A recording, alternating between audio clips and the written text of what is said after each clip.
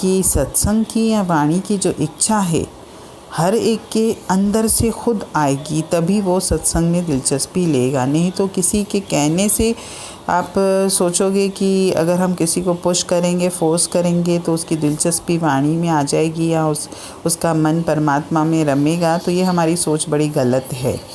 हम अपने आसपास ये देखें कि अगर किसी मनुष्य की सत्संग में वाणी में दिलचस्पी है तो आप पूरी तरह से उसको साधन उपलब्ध कराइए, वाणी उस तक पहुँचाइए, उसको सत्संग आने के साधन दीजिए। अगर वो पढ़ने में दिलचस्पी है उसकी तो पढ़ने के लिए आप उसको किताबें दीजिए। आप से वो कोई सवाल करता है तो आप उसको समझाओ, उसको जवाब दो, हर तरह से आप उसकी सहायता करो, लेकिन उस पर दबाव नहीं डालो।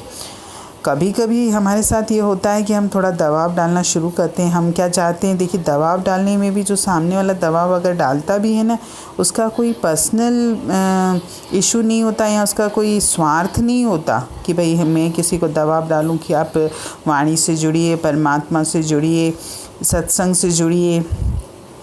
उसको क्या लगता है, जो आज वाणी में लिखी भी थी बात, कि हर वो व्यक्ति ये चाहता है कि सब मेरे जैसे हो जाएं।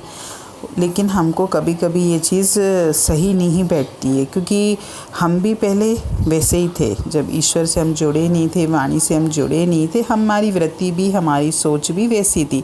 लेकिन जैसे हमारे अंतरात्मा में प्रेरणा उठी, हम परमात्मा से जुड़े, तो आज हमको वो रास्ता सबसे अच्छा लगता है। तो उसी तरह सामने वाले व्यक्ति के अंतर में भी कभी प्रेरणा उठेगी तो वो अपने आप जुड़ेगा। हम उसको सिर्फ मौका दे सकते हैं, उसको सुविधा दे सकते हैं, उसको हर तरह के साधन दे सकते हैं कि वो व्यक्ति इस रास्ते से जुड़े। लेकिन हम किसी की बेवजह पीछे न पड़ें। अगर किसी जिज्ञासु में मन में अगर वाकई उसको ईश्वर के प्रति प्रेम और श्रद्धा होगी, वो अपने आप खिंचा चला आएगा।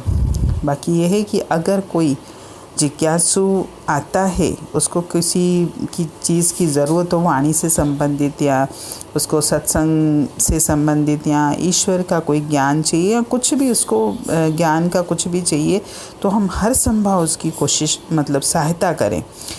पर किसी के ऊपर हम प्रेशर न डालें कि आप ज़बरदस्ती वाणी ही सुनो, ज़बरदस्ती आप सत्संग आओ, या ज़बरदस्ती आप परेशान होके ये इस रास्ते पे जुड़िए।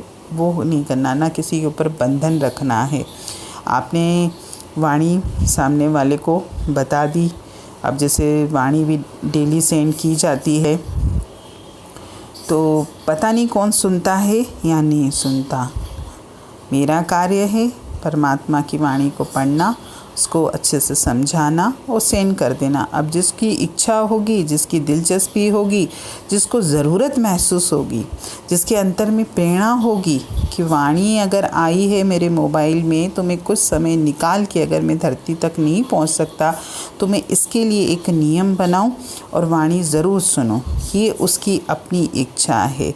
सामने वाले ने तो साधन उपलब्ध करा दिया, आपके पास घर बैठे पहुंचा दिया। आपकी इच्छा हो तो आप सुनो, आपकी इच्छा नहीं हो तो मत सुनिए।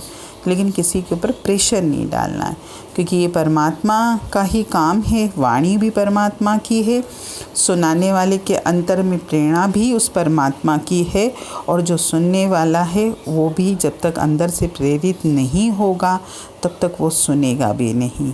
हरि ओम।